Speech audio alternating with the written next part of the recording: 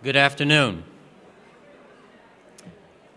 Buenas tardes. Good afternoon and welcome to the inaugural Student Success Conference.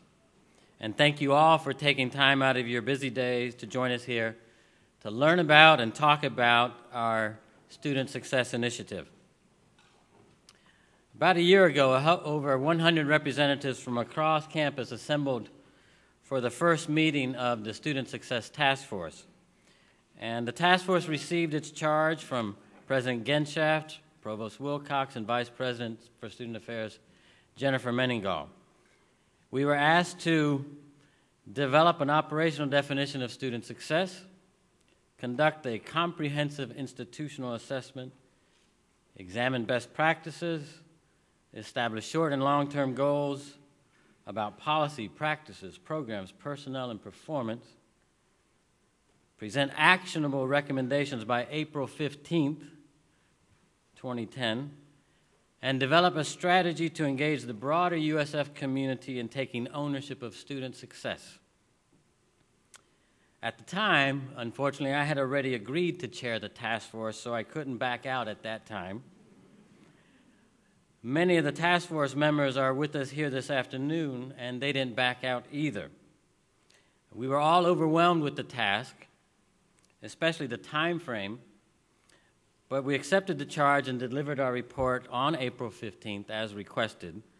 So I want to begin by thanking the members of the task force for serving and giving so much of themselves and their time. So if you were a member of the task force, please stand at this time and be recognized.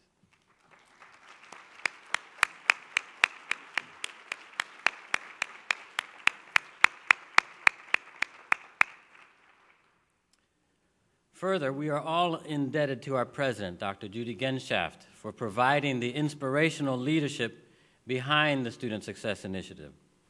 And by now we all know that she aims high. After 10 years at the helm of USF, she's led us to understand that we can achieve the goals we strive for, no matter how high the bar is set. And by investing in student success, President Genshaft is making the institution better and stronger, but you're also making us better professors, researchers, administrators, service providers, staff, advisors, students, security officers, and more. Thank you very much for your leadership.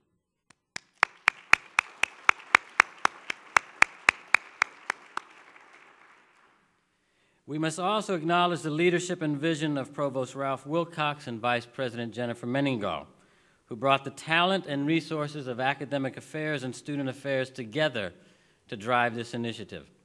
They assembled the task force, invested in it, charged it, and supported it throughout the process.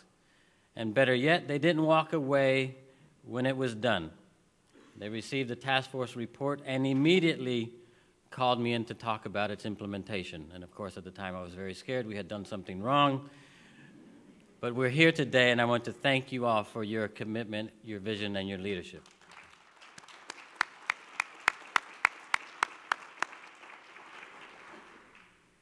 I'm also very happy to acknowledge the passion and the hard work of the organizing committee that put this conference together.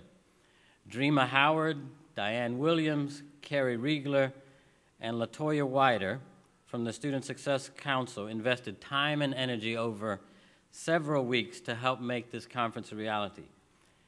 And at no point in the process did they say, "That's not in my job description. I don't have time." If we could replicate their passion, work ethic, and professionalism across this campus, they're great work.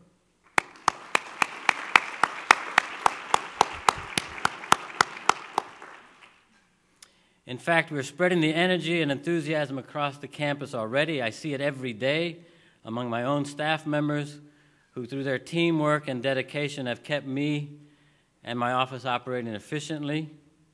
And so I want to thank Donna Perino, Tanya West, Adrian Nagy, Loretta Sue Candle, Maggie Thomas, Sevilla Jean-Baptiste for all that they've done to keep me and the student success movement on target.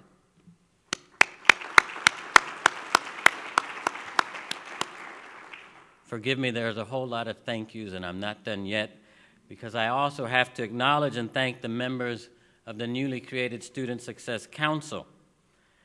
The first far-reaching reform recommended by the task force was that USF institutionalize the task force and make student success a fundamental university priority. We took a giant step in this direction in August 2010 when we convened the first meeting of the Student Success Council with 22 members from across the campus. And as we begin the more difficult task of implementing the many recommendations, the Council has continued the collaborative spirit that guided the task force. So I would like at this time for all the members of this Council to stand and be recognized as well.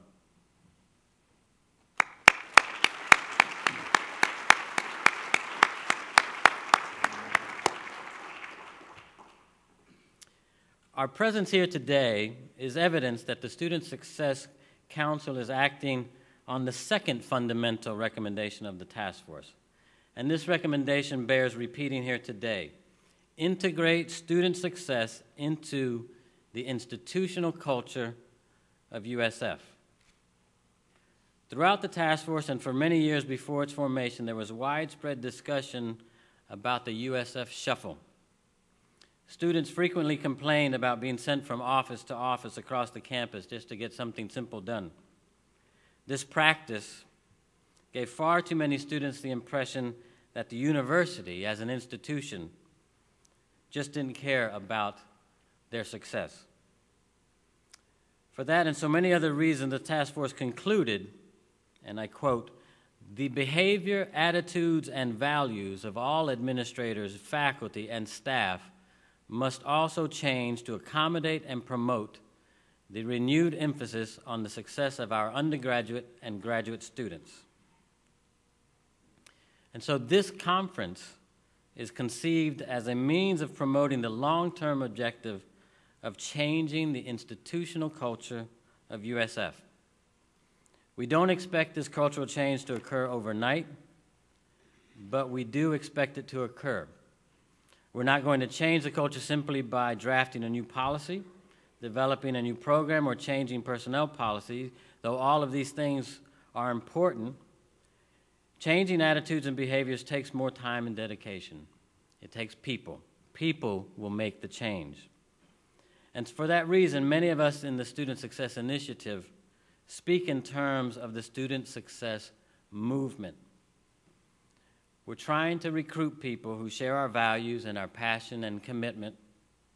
We're assembling a network of people who believe in teamwork and collaboration for the good of the university and its students, not just for the advancement of individual agendas. We're asking people to believe, as President Genshaft believes and demands of us, that we can and must do better, that we can and must aim higher. We're asking people to believe that when our students graduate in a timely manner, with higher levels of satisfaction, with lower levels of debt, prepared to enter graduate school or a career, that we succeed as an institution and as professionals. So we're asking you here today to join the student success movement and help us change the institutional culture. You see, we all have a stake in this. No one person or unit will craft or implement the policy that raises our graduation rates. We all have to work together in this campaign. So I hope that your participation today will motivate you to start taking action steps tomorrow.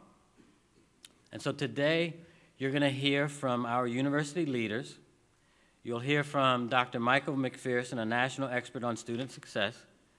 And most important of all, perhaps you're going to hear from some students. And at the end of the day, you'll have a chance to dialogue in small groups right at your table and talk about what you can do as individuals to promote student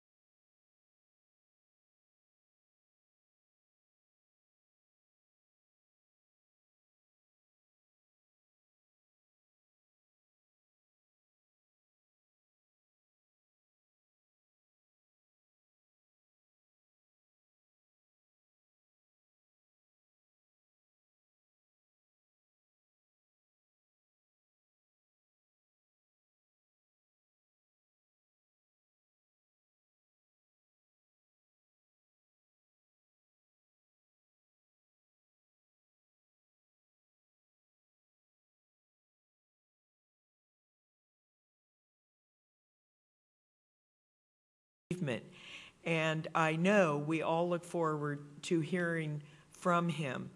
I just want to say one more time, thank you for being here, because it takes everyone at USF, no matter who, what position you have, all of us work with students in one fashion or another.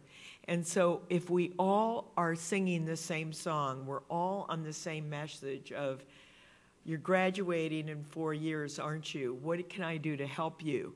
What difference can I make? Don't stop, don't drop. Please, let's see how we can finish and make you one of our success students. That's what we're here for. So I want to say thank you to all of you for being here, and I appreciate all the hard work that's gone into this conference. It will be a success. Thank you.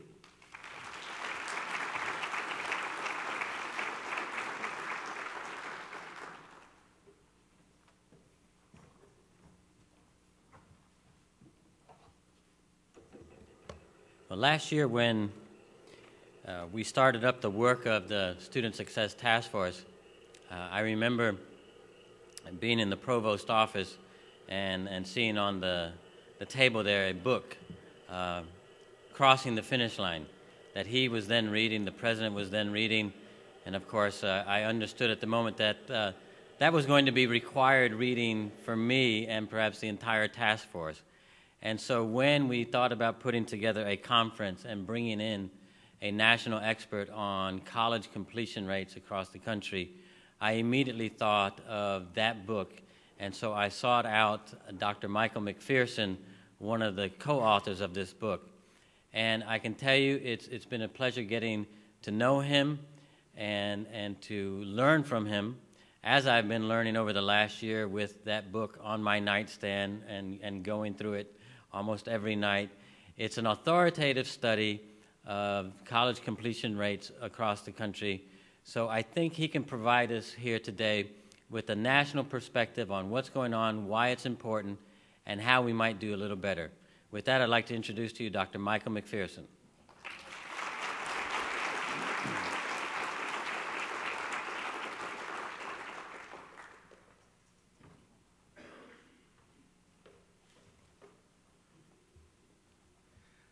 Okay, well, thank you very much for that introduction. And I didn't know you kept our book on your nightstand. This may explain why you have never slept so well in the last year or so.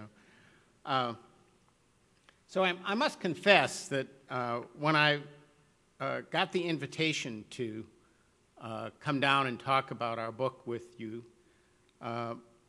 my first thought was to see if I could get out of it. You know, the book's been out more than a year. I've given talks about the book to a great many audiences.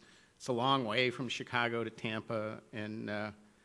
But then I started to figure out how serious you guys really seem to be about this, the amount of energy you've devoted to it. I was learning that people not only had our book, but more remarkably, had read our book. And when I spoke with Paul and others on the phone and understood the extent of effort that was going on here, I couldn't see any way to justify passing on this opportunity to talk with you. And I have to say that having gotten here yesterday, spent the evening with President Genshaft and Provost Wilcox and with Paul, talked to others. I'm really glad I came. There's a great feeling on this campus, a snap and an energy. This event, I love seeing all these people who have already agreed by showing up to commit themselves to probably more than you even realize you've committed yourselves to, having leading people from the staff, serving the meal. It's just an inspiring sense of a community that's pulling together to do something important, and I'm honored, really honored to be a part of it. I want to spend a moment just focusing on the title of the book, mostly because actually I thought of it, and it arguably is my biggest contribution to the book. But I'll tell you, the reason that I wanted a metaphor of this kind, this metaphor of crossing the finish line, was not particularly because of the sports implications, but because of the achievement implications. There's a real difference between earning your bachelor's degree and taking 120 credits, going to school year after year for, how many years does that add up to? 16 years, and that's, accumulating learning as you go. This is an achievement. And when people achieve something as meaningful as this, it makes a difference in their lives. I remember some years ago now, my younger son graduated from the University of Minnesota. And I taught for 20 years at Williams College. I was president of Macalester College. I've been to a whole lot of commencements in my life. And mostly I've watched people who always knew they were going to graduate from college graduate. The University of Minnesota, I saw the pride and the inspiration that families who were watching the first person in the history of their family to complete college, how they felt about that experience. 25 people from a family showing up to see a young woman or a young man graduate. Some not so young women and men graduating. There are plenty of adults who are committed to crossing that finish line too. And it really brought home to me that the real educational task in this country is not, for all of their great qualities, it's not the task that the Macalesters and the Williams and the Harvards perform. It's the task that the big public institutions who educate the cross-section of Americans undertake. And the future of our country depends on places like this, inspiring students to achieve and complete that requirement, even though you are tackling students who face tougher odds in crossing that finish line than the ones that are so carefully selected and so privileged to attend the Williams Colleges of the world. So it's great work that you do. It's great to see how serious you are about it. And I'm going to offer you some information based on our national study that I hope can help you make further progress in what you're doing. Let me take a few minutes to say what we did and to remind you of some of the larger reasons why this is an important thing to do. We decided, as I've already indicated, to put the focus of our study on public higher education. And we built a data set by enlisting the cooperation of a total of something like 100 colleges and universities to share data on all the students who entered their institutions as freshmen or as undergraduate transfers in 1999, and a lot of detailed information about what happened to them over the next 6 years. So we were able to build up data files on individual students, about 120,000 of them altogether, and what factors contributed to either their succeeding in college to the point of getting a bachelor's degree or to their dropping out of college or at least not completing within 6 years. We had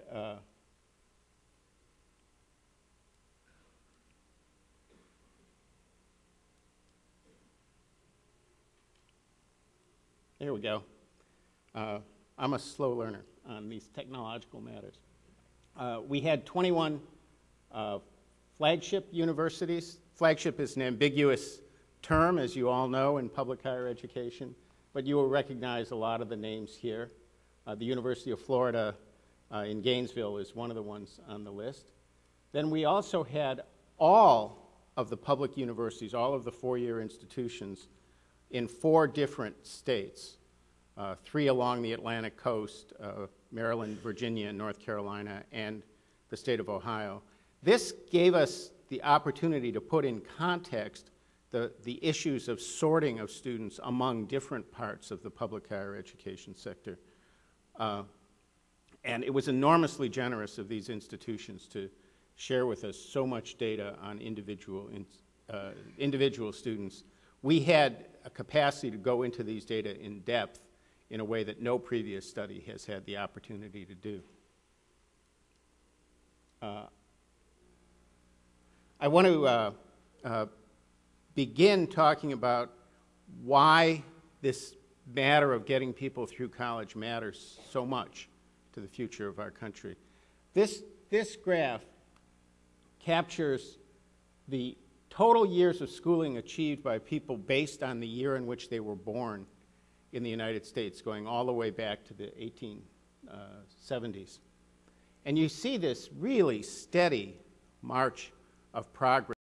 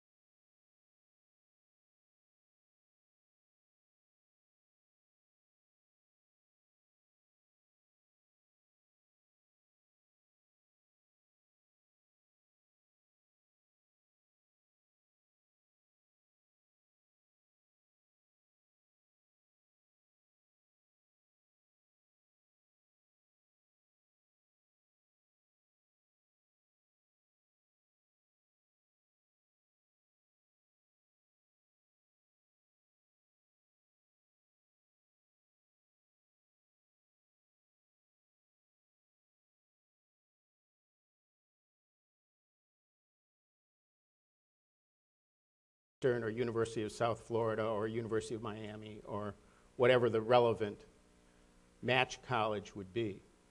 And we find that the lower income students and the first generation students are much less likely to make that stretch choice to go to that match college than higher income students. And of course, it's not very hard to figure out why. The higher income people, because of their background, because of the fact, if you're thinking about the background of education, they've been to college, they have a better handle on how much where you go to college really matters in your success likelihood and in your later life. For a lot of people who have no experience in their family or even in their neighborhood of college graduates, they are likely to think that the big achievement here is just getting into college. Getting into a college is not achieving a thing. It's only a first step. And getting that look down the road as to what is this going to bring me, what's going to maximize my chances of success, is a really important thing to do. Now, we also know something about what happens to people who go to their match college versus people who undermatch. And this is really quite striking. I won't go into the details of what cell A and cell B and all those things mean, but on the left, we see the graduation probabilities for a student who undermatched and went to a less selective college than she could have gone to. And on the right, we see the graduation probability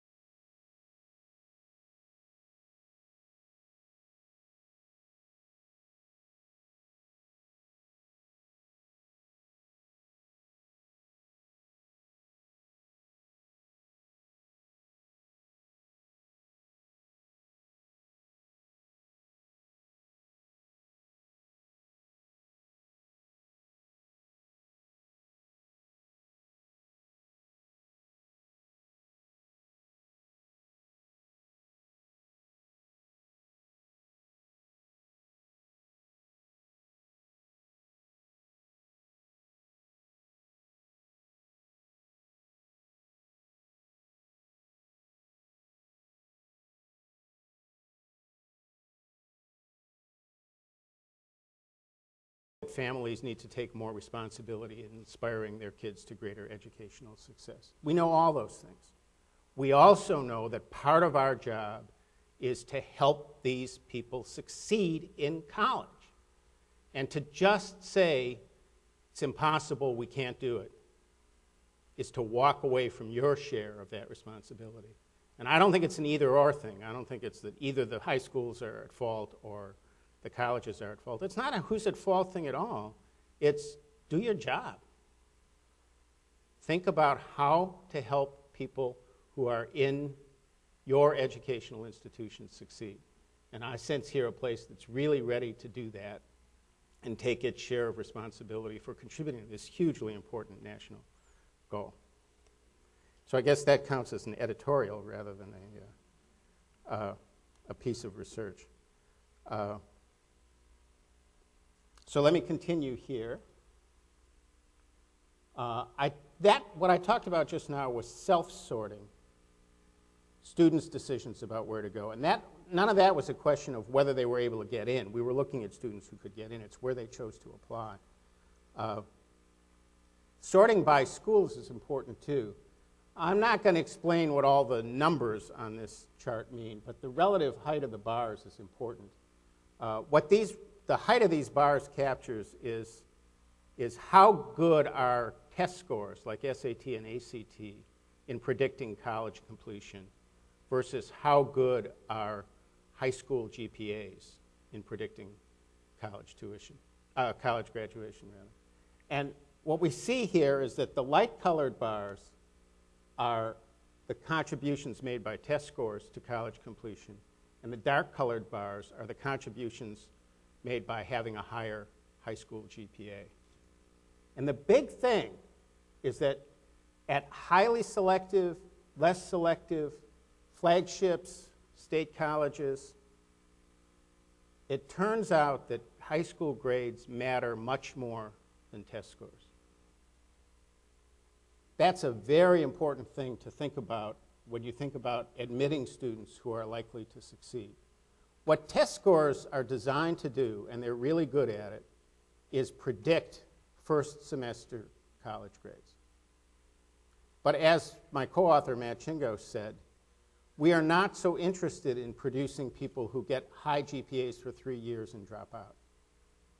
We're interested in people who finish. And if you think about it, finishing college has a lot to do with being smart, for sure, but it has even more to do with your work habits, your mastery of material, your willingness to show up, pay attention, and get it done. And that's what high school GPAs are all about. Now, these high school GPAs are not adjusted for how good a high school you went to. These are just the grades that you got. And our evidence, and the evidence of other people who worked on this in Chicago, is that it's actually a mistake to think that if you have a high school with a lot of weak students, that automatically everybody gets high grades. People have looked closely at this in the city of Chicago.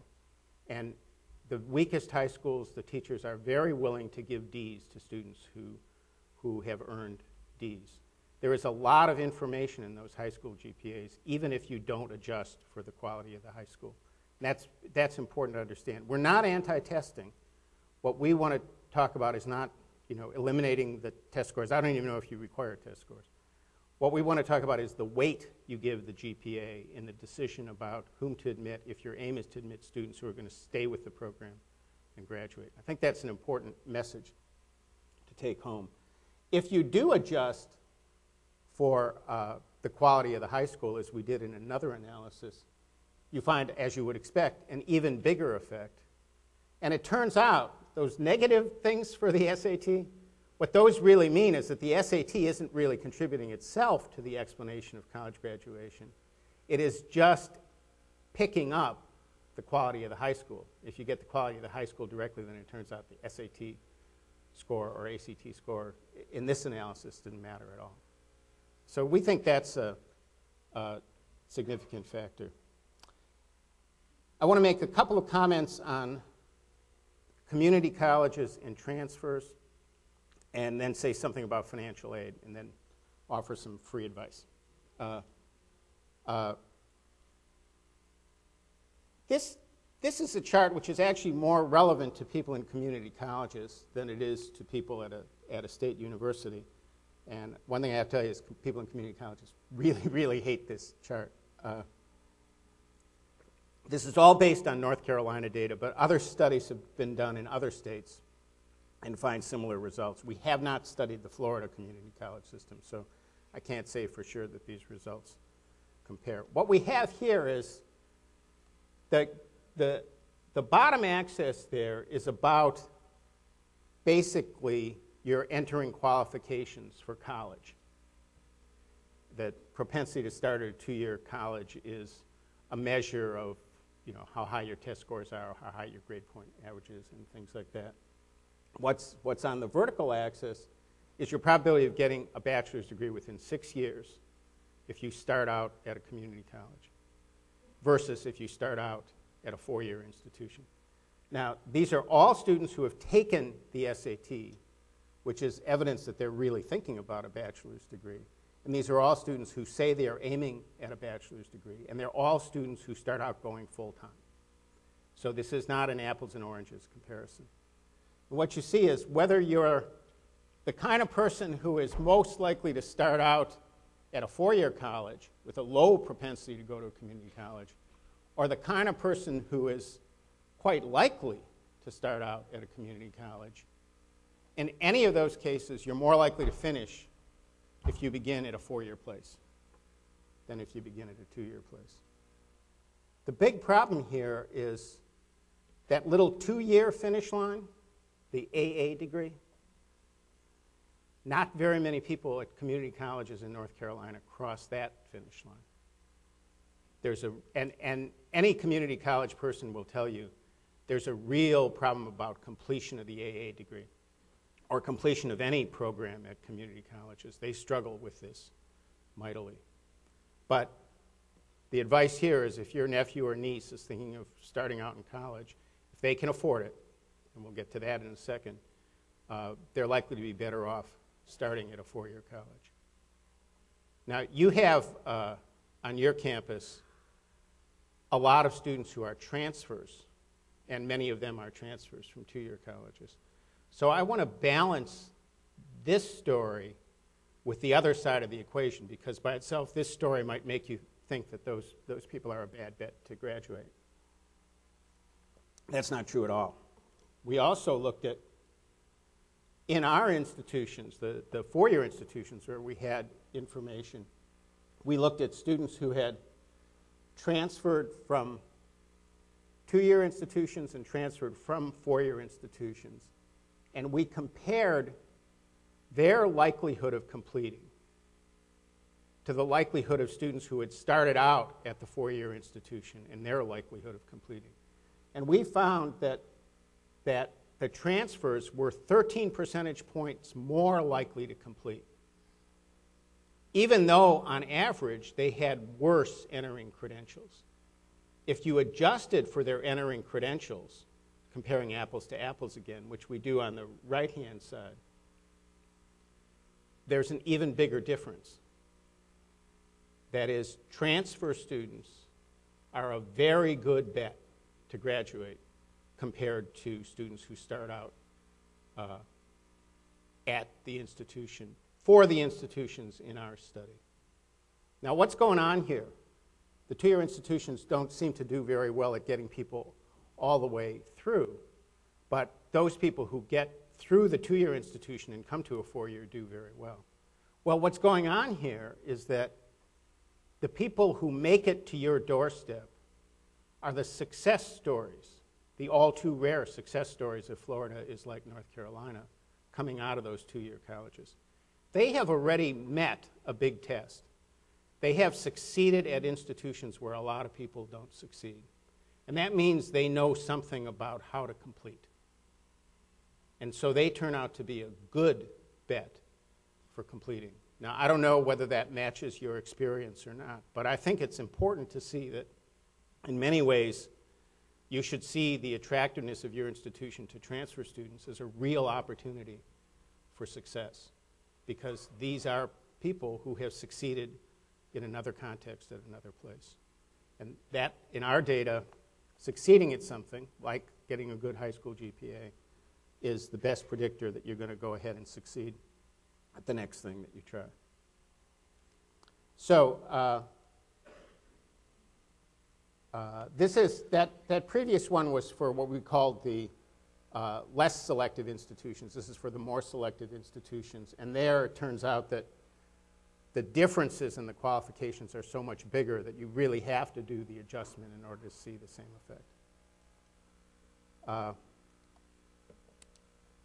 Finally, in terms of summarizing the results from the book, I want to say something about financial aid, which is an area where I've specialized and which I think is of great importance in this context. We know a lot about the role of financial aid in helping people begin college.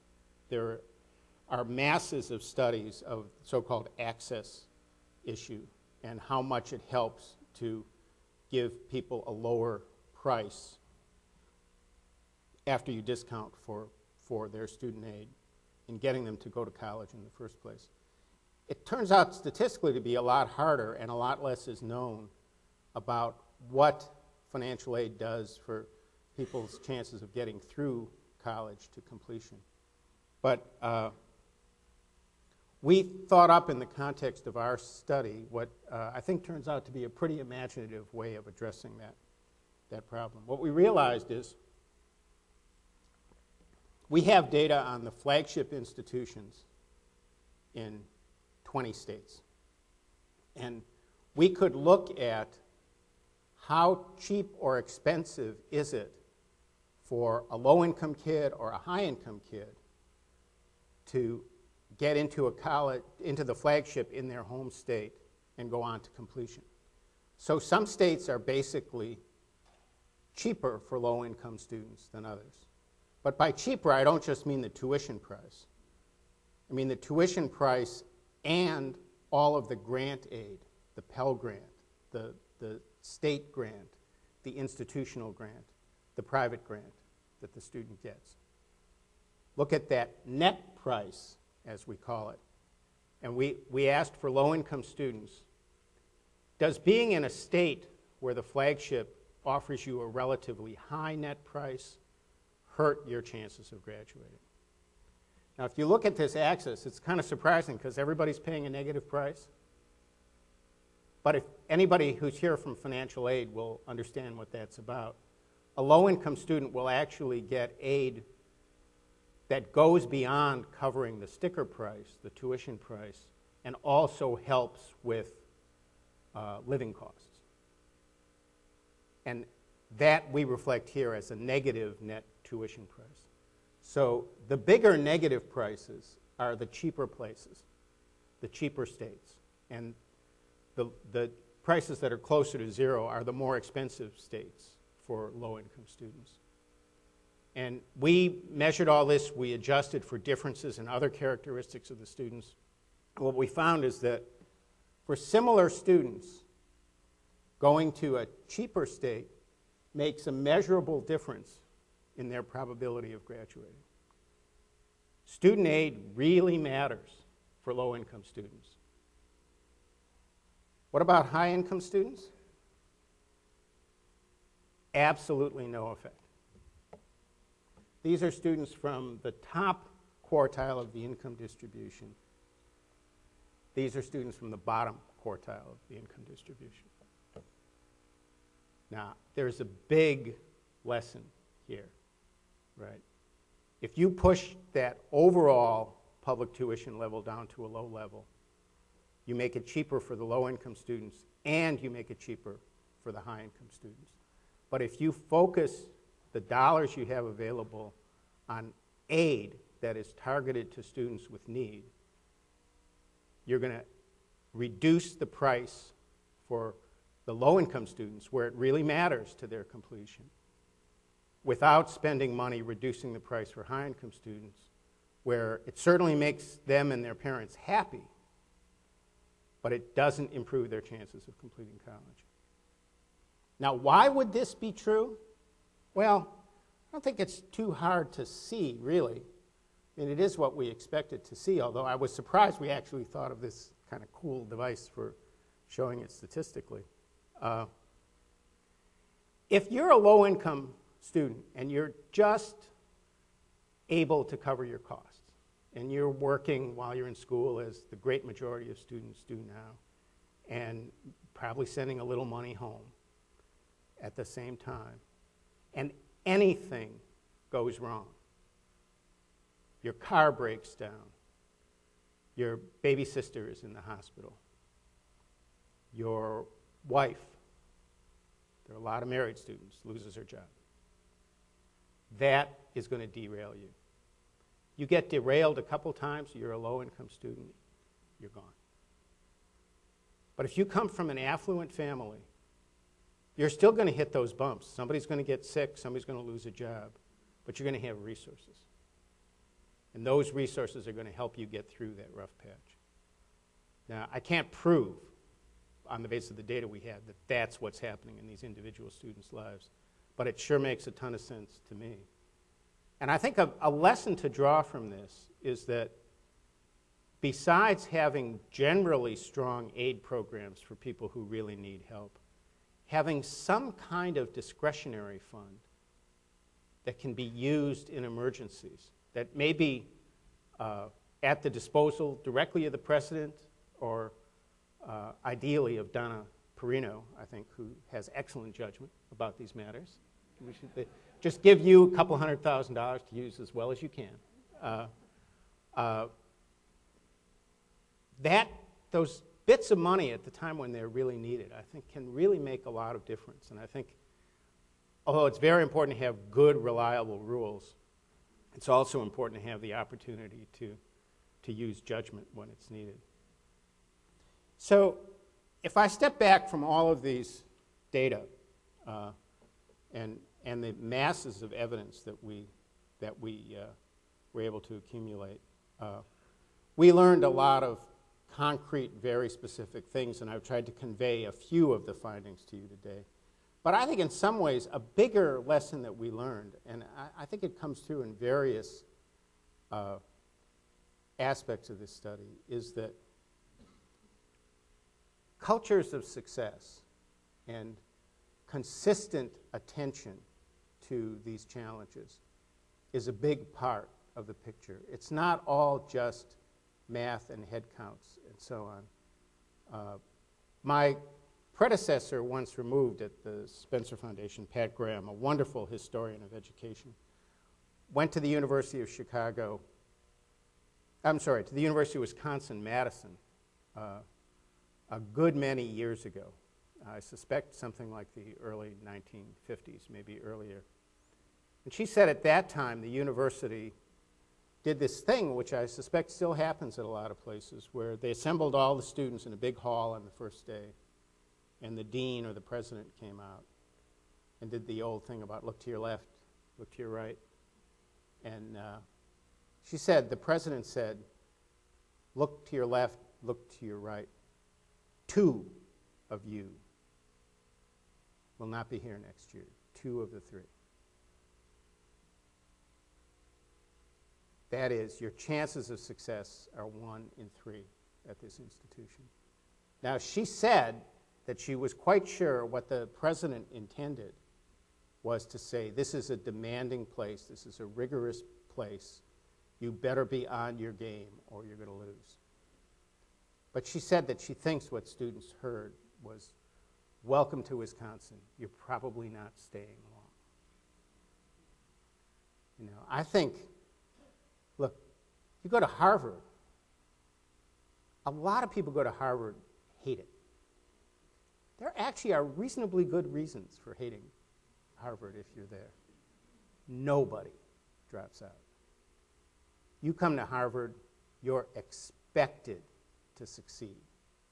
Nobody expects you to fail. And a culture that is a culture of success, where students are surrounded by success, by people who believe they can succeed, and by people who demand that they succeed, I mean, I can't prove this by any particular number that's in our book, but I think just a whole lot of evidence and interviews we did with campus leaders at various places really bring me back to that. And you know when you walk into a hotel, right? Does this place work? I mean, it may be exactly the same in terms of its physical structure as the Holiday Inn Express in the next county. One works, one doesn't. And it's because of the attitude of all the individuals who are in the place that you see that difference. I suspect you have a leader who expects success.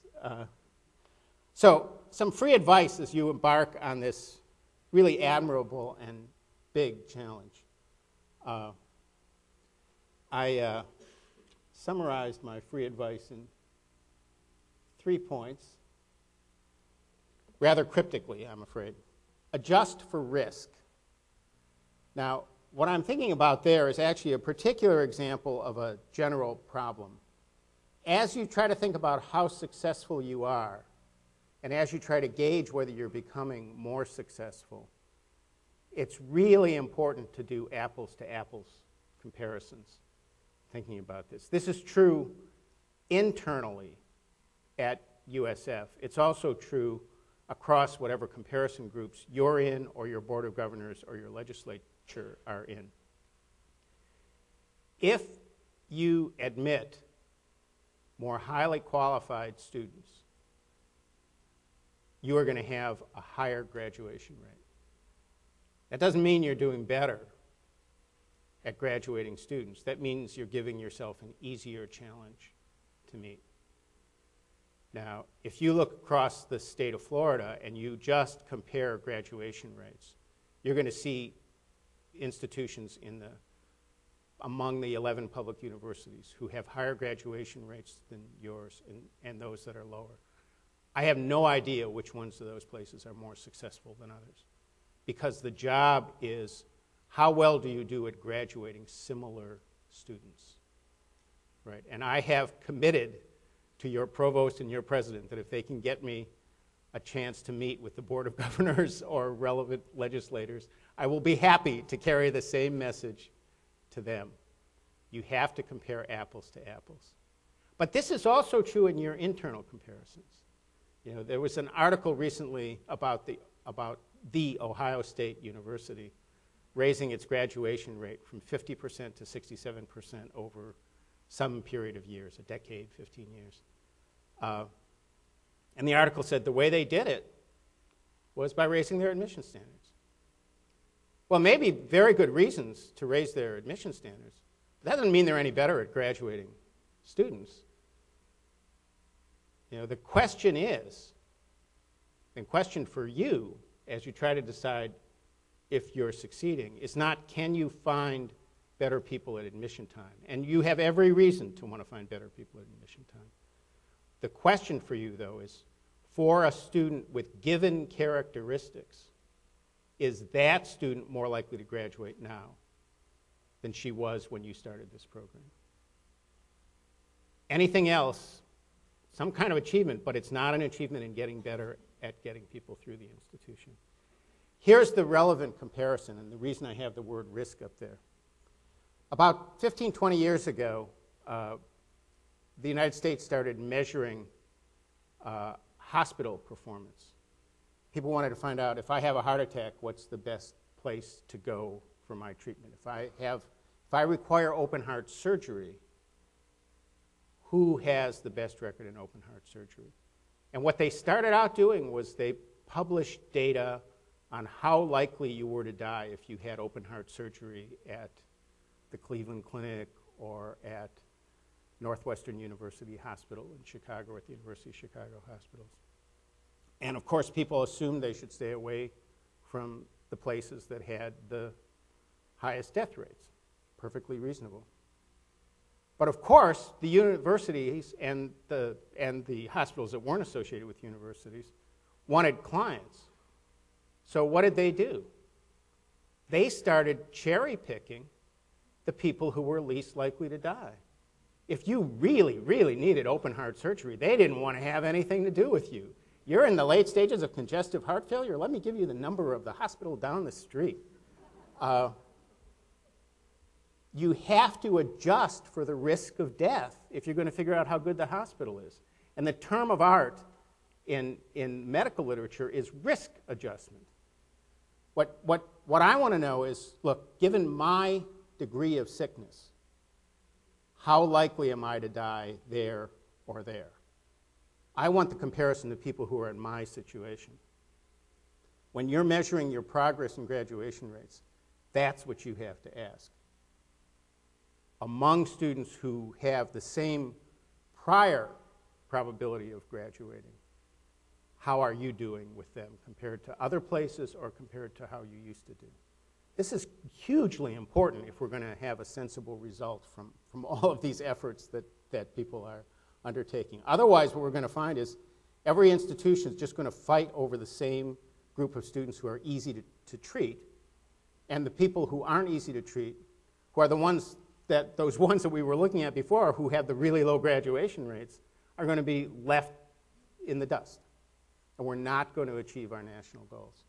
So it's really, really important to get this right. And more generally, it's just important as you do this comparative work to make sure you're really asking the right questions and measuring well. The second point is, as you proceed, I really want to urge you to track your efforts. Think of every effort you make as a hypothesis. You know, we think that if we become more residential, we will improve our progression rate and our graduation rate. I think so too. But you might be wrong. And you should try to find out about that as quickly as you can. And if you find it is succeeding, you should try to figure out, is it succeeding for everybody? For whom is it succeeding? Why is it succeeding? Really keeping track of the data and being honest with yourself when you embark on a new effort about what are you going to capture about the baseline, so you can look later and see if you really had an effect. And when you have an effect, let your pals know. You know, we have to share information about what works in this area. And it's going to be hard work to learn about it. And in the same vein, I guarantee you're going to fail at some stuff. If you're not failing at some stuff, you're not trying hard enough. You know, it's like Mario Andretti said, if everything's under control, you're just not driving fast enough. Good advice for the racetrack, not such good advice for Tamiana. Is that what it's called? The Tamiami Highway? Tamiami, yes. Which somebody once told me was an old Indian name, and then eventually I went home and figured it out. But you do need to anticipate that you're going to try some efforts that won't play out the way you expected them to do. And the trick is not to find people to blame when that happens, but to learn from the mistake and not make the same mistake again. And we're going to be doing a lot of groping in this area. Everything we've looked at in our data suggests that you shouldn't expect overnight miracles in this kind of work. All the institutions that we looked at in this study replicated certain patterns that are discouraging patterns. African American males have the lowest probabilities of graduating. A lot of that is because they come in with lower levels of preparation, but even when they come in, even if you adjust for the difference in preparation levels, African American males and Latino males have the lowest likelihood of success. We don't have a simple answer as to why that is true once you control for the obvious factors. But nobody that we found in our data set actually could turn that around. Other patterns are very persistent. As Bill Bowen, my great colleague who really led this effort, said, the data are relentless. And you can make progress. Places do differ in how well they do. But there's nobody who's found any magic bullets out there. And this is going to require patience and sustained effort. But I think the phrase that I like in this kind of work is make haste slowly. You can't take a relaxed kind of, we'll get to this later attitude. But you also have to recognize that you're building something that needs to last. You want to build an institution that can consistently create this kind of success for people, and you're going to have to keep at it. And I strongly sense that this is a group which will do that. It's an honor to be with you, and I wish you the very best as you go ahead.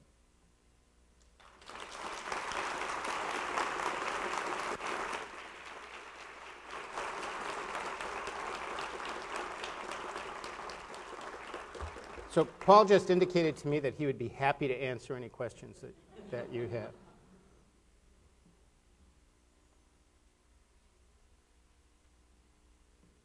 So, who has the first question? It looks like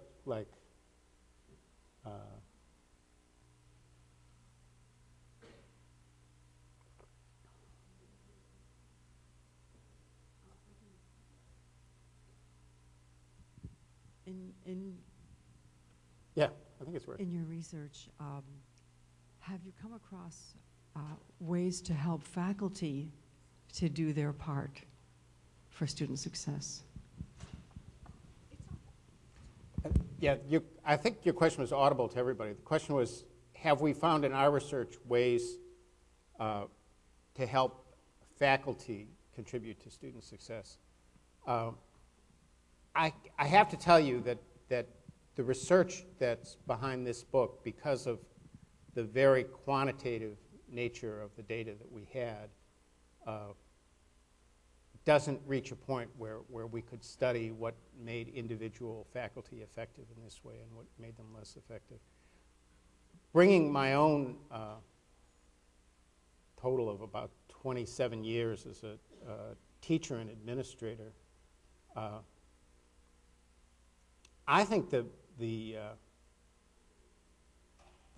biggest lesson that I learned, and I learned it terribly slowly, is how hard it is for those of us who are so deeply familiar with the world of universities and the academic mindset, how hard it is for us to understand what a truly foreign place a university is for a first-generation college student. There are a lot of students, even as the kinds of places I've been have gotten more serious about trying to admit diverse student populations, and Williams and Macalester and places like that have admitted more first-generation students than they used to. There are a lot of students who basically never set foot on a college campus. I talked to third graders in Chicago as part of the You Can effort, the showing the flag for the idea of completing college back when people are in third grade. And everybody's asked to wear a piece of clothing or bring in something that reflects a college. And for a lot of these kids, that's a really tough assignment, because the only person they know graduated from college is their teacher. And we forget. I certainly, it took me a long time to realize that, I assumed anybody would know how to make their way through a college catalog. They would know the difference between a required course and elective. They would know what order you take things in. The thing I try to say to people to get themselves in this mindset, if you're old enough to have had your own children go to college, and there are an awful lot of young people in this room, but talk to somebody who's that old and they can tell you about it. They call and they ask you a lot of questions. They say, does it really make sense to write an undergraduate thesis? Does anybody care? My professor thinks I should double major. Is double majoring a good idea, or is it a waste of time? You get this, how do I get a stain out of a shirt? That was one I was no help with, unfortunately, which speaks badly about me in other ways. But imagine that there's nobody at the other end of that phone line. There's nobody you can ask. The only people you can really ask are the people inside of your university, and you're afraid of them. That's the life for a lot of students who have trouble when they come to college. And they need to have a lot asked of them. They need to know the expectations are high. But they need to know that there are people who understand what they're going through. And I mean, that's a purely emotional, first-person kind of answer. But building that kind of empathy and, seeing it from that student's point of view. I'm often struck, I think USF is in good shape from this point of view, but, you walk on a typical university campus, and the signage is awful. You're trying to find the admissions office, and where, how much? Well, think about it. You drop some kid off on the bus to come to college, and the college is an opaque, inward-looking place that has it all figured out. And it's like, in my prejudiced view, it's like going to New England, where the attitude is, well, if you haven't been here before, why are you here now? And we don't want to send that message to our students, right? So, there are some questions back here.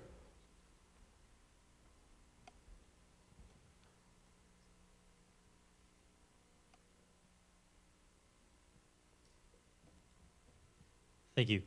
My question goes to this particular university being a research-focused institution. From your research at other institutions across the nation, what obvious hurdles or best practices do you think need to happen here for students' success to occur, when keeping in mind the high level of first-time in college students Right. and levels of diversity? Yeah, I mean, I think that's a very challenging problem. You compounded the challenge actually when you added that last feature, that you have a lot of high-need students and a lot of first-generation college students here, and you're a research-intensive place.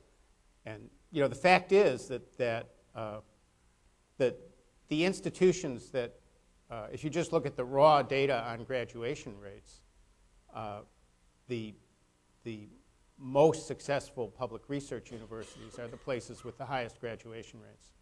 They're places like UNC Chapel Hill and University of Michigan. That reflects the very high level of resources they have per student, the very high credentials that the students have who get into those places in the first place.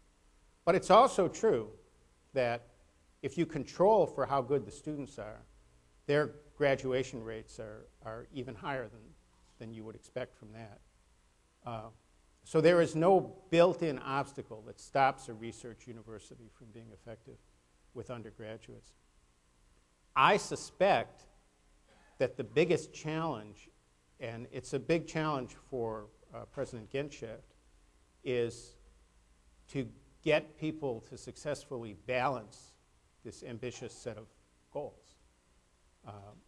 It's got to be tough to be an assistant professor at a place where you are getting the message that you need to produce work that cuts it at the highest levels of research, and you need to be at a meeting like this and focus on an agenda which will not directly advance your research, but which, because you're here, I'm sure you strongly agree is part of your job.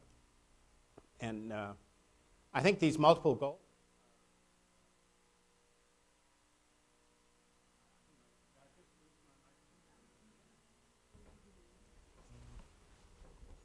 I'm still on. There we go. Maybe you just feel like I've talked long enough. That's a plausible judgment. People at all institutions wrestle with multiple goals, but I think it's particularly intense here. And it's also a challenge that with the first-generation college students who are less savvy, with students who have lower entering credentials, they're not going to as quickly be able to move into the position of partnership in the research enterprise as other students may be able to do. I don't think the evidence is that it's impossible to work these things out, but I think it is going to require a lot of clarity on the leadership side about how to put priorities on these goals and how to put resources behind these goals. We haven't even talked about resources, which is, its own kind of nightmare for public universities in the United States. Right next to you, there's a man who wanted to ask a question. I was wondering if you could talk a little bit about other components of student success besides or in addition to graduation rate. Sure. It's a very good question. I'm not sure if you were Mike, but if anybody couldn't hear, it's components of success other than graduation rates. I would emphasize a couple of kinds of points. One is that not everybody needs to graduate from college or needs to have it as their aim to graduate from college. There are a lot of jobs in this society that can be met with a 2-year certificate or a 1-year certificate. There are a lot of people who really don't want to go to school for 4 more years or 6 more years. And we should respect their aims and we should support their aims. And so we've studied institutions where the aim is to help people get bachelor's degrees, and we should be good at that.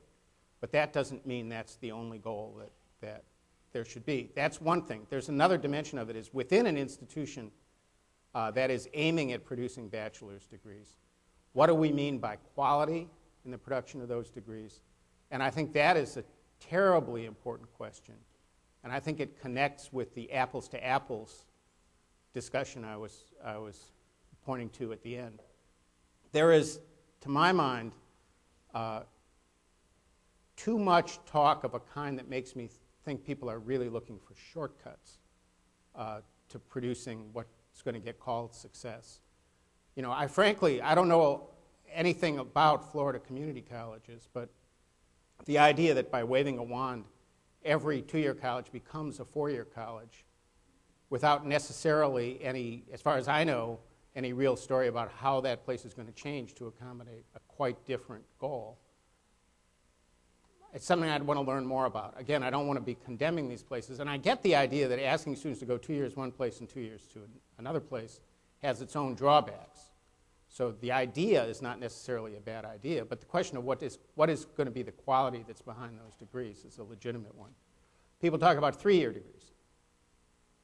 Let's just get there a year faster. One of the recently elected members of Congress said, why do we need that 4th year of college?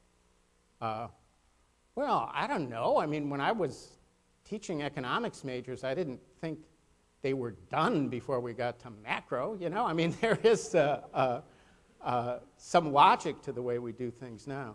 Now, I have to say that in my experience, faculty are spectacularly good at defending the status quo. And you can't equate innovation automatically with reduction in quality. So I think there's a lot of potential in using information technologies, online learning, and things like that. But you need to be very specific about what the learning goals are, and you need to take seriously the challenge of measuring what those outcomes are. And you need to know when somebody's getting a bachelor's degree, what does that mean they've really accomplished? So is that responsive to you? Yes, thank you. Yeah.